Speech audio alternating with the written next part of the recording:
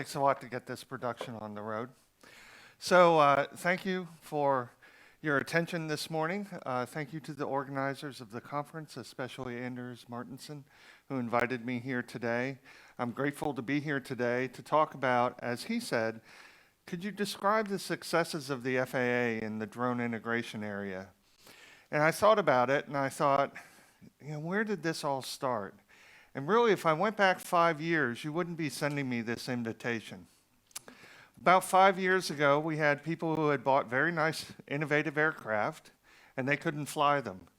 And we had people who were manufacturing aircraft who couldn't sell them. And as a result, they all made their way up the street to our legislature, the US Congress, and Congress was very unhappy with us as well. So how did we start to turn this around?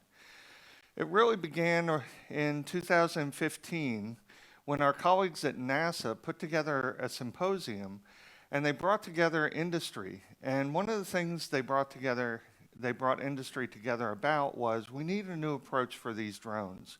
We realized that there will be many more drones than our traditional ATM could accommodate. So how will we do that? And we don't have time and we don't have money. So how do we engage you as industry to do that? Well, as a result of that, a few of my colleagues came back and said, it really is time to wake up in the FAA. About the same time, we realized that we couldn't regulate our way out of drone integration. Prior to 2015, we very much emphasized the idea, well, we'll figure it out, we'll write a rule, and then we'll let people operate. It's late 15, early 16 where we transformed to, no, we're going to operate safely at first and then learn how to regulate. So those two things happening at about the same time really changed how we approached. We moved from a traditional ANSP, government research, government requirements, to looking for public-private partnerships and looking to operate first. So the next thing that really happened is about a month before our small drone rule for commercial drones came out, one of my colleagues approached me in an elevator and said, Jay, we are absolutely going to be overwhelmed by all these drones. I said, oh, okay. At the time, I was in charge of buying radars and communication systems and all that. I thought, well, that's interesting. No, this guy was desperate. By the time we went down 4 floors, he had completely sold me on the idea that if I didn't help him, the entire FAA was going to be dissolved as I know it, right? And I realized I didn't have a big budget, but a couple of things I did know. I did know I had industry partners who wanted to help build something. I did know I had some information. So that's really when we came up with this idea, the low altitude authorization and notification capability. And we, in 2016, we put out what you would call a tender.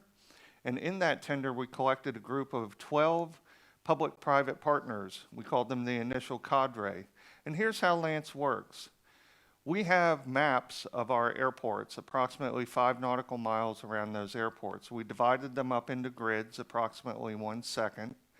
And we assigned an altitude up to 400 feet. We gave those grids and those maps to the private entities. They, in turn, on a mobile phone or on a desktop, allow the drone operator to put in the flight and the request. That's sent back to the FAA, and the FAA, once it acknowledges that we got that request and it's in conformance with our rules, sends back the authorization. So within approximately 10 months of doing the tender, we had our initial alpha application up. And we were able to cut the time from 90 days to under 9 seconds. And then within 7 months, we were able to move this technology in a beta test across the entire United States. Fast forward to today, we're now at nearly 400 air traffic control facilities and 600 airports around the United States. And drone pilots love it. I love going places where they have no idea who I am, who is the fat bureaucrat. They don't know, but they know they like Lance a lot. Usually that joke kills. But industry liked it as well because it allowed us to start moving at the same pace they were moving. And in fact, our Congress liked it. They liked it so much that in 2018 authorization bill, which is the tasking the FAA gets from Congress, they said, do more. We want you to start all your drone community type projects to work like Lance.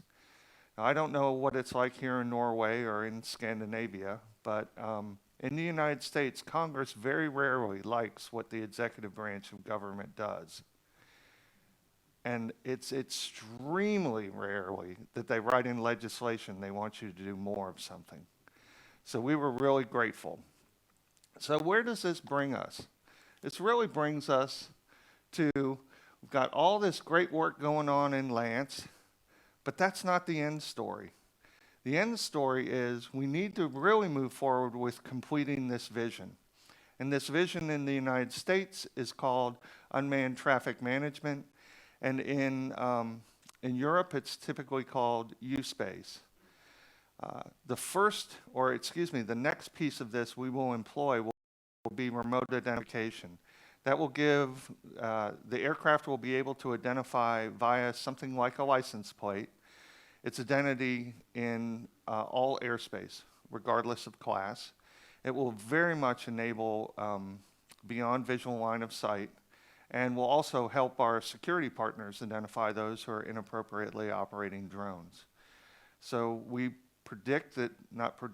we're pretty confident this rule is going to come out as a notice of proposed rulemaking in December next month. And we think within a year we will become effective with this rule. Why can we do that so quickly? It's really just a software change for our drone manufacturers. So what's the real success behind all of this? Is it the technology? I would argue not. It really is that we completely changed our mindset. We changed our mindset away from traditional air traffic management research. Talk about ridicule and resistance, Brian. The first year of Lance, all those folks who do traditional ATM research, I felt like I was surrounded by the villagers with pitchforks and torches and all of that. They were very, very angry. But what our mindset allowed us to do is getting away from that traditional, well, we'll think about it, we'll work on it for 10 years, and then we'll get back to you. We're now moving at the same pace. We're neither leading nor lagging our industry. And it's really been a win for government. It's been a win for industry that manufactures drones. And it's been a win for our drone operators. So what are some of the key principles that we think are leading to this success? One, we're very market driven. Two, our UTM is really based on a couple of core principles. If I break down all that fancy technology and all the beautiful graphs and everything, it really comes down to this. If you want a scalable, economically viable approach to managing air traffic that fits with the drone community, one, it has to be based on data sharing. Two, you can't have a single service provider. We have struggled with this for some time, and it was a moment of eureka when we decided we did not want to try and carve up our airspace either longitudinally or laterally. We wanted to keep a single integrated airspace, but we wanted multiple operators in a very competitive market to deliver services. So that meant they had to be a federated model. It also meant they had to be completely interoperable. So those are the three fundamental principles that we have behind UTM. And I think we're seeing that pay off more and more. The second thing that's very important to us is public-private partnerships or our partnership for industry. I see Brian much more frequently than I come to Norway. In fact, Brian and I speak on panels very frequently together. His organization and the FAA partner on our equivalent of this conference in the United States, the FAA Symposium. And it's a really well-attended event. I encourage anyone that can to come. I also encourage you to go to Exponential, which AUVSI puts on. It's a fantastic event.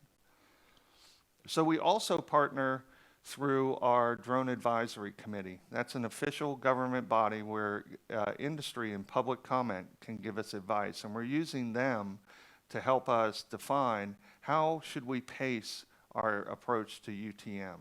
What should be the next capability that we attack in a performance-based standards venue? If we didn't have this advice from our Drone Advisory Committee, it would be very likely that we would all run off to different committees that interested us the most, and we would end up getting nothing done. So we're moving in that direction. Finally, the piece that I think is pretty important that we recognized was, as Brian said, public acceptance. We will not see the economic and societal benefits of drones unless we are able to ensure the public that they're being operated safely and that their privacy is being maintained and they know how to integrate, or they know how these drones are being integrated into their society. We have a program called the Integration Pilot Program, and we have 9 participants from around the country. And in that program, we've been able to do some pretty phenomenal things, like go from an idea to a Part 107 operation to a full air carrier operation, all within 9 months. And we now have 2 fully certified air carriers for package delivery, one focusing on medical supplies and one focusing on packages. Why were they successful? They spent the time with those communities convincing them that they could actually operate and be secure and be safe and ensure their privacy. So, where does that leave us on this endeavor?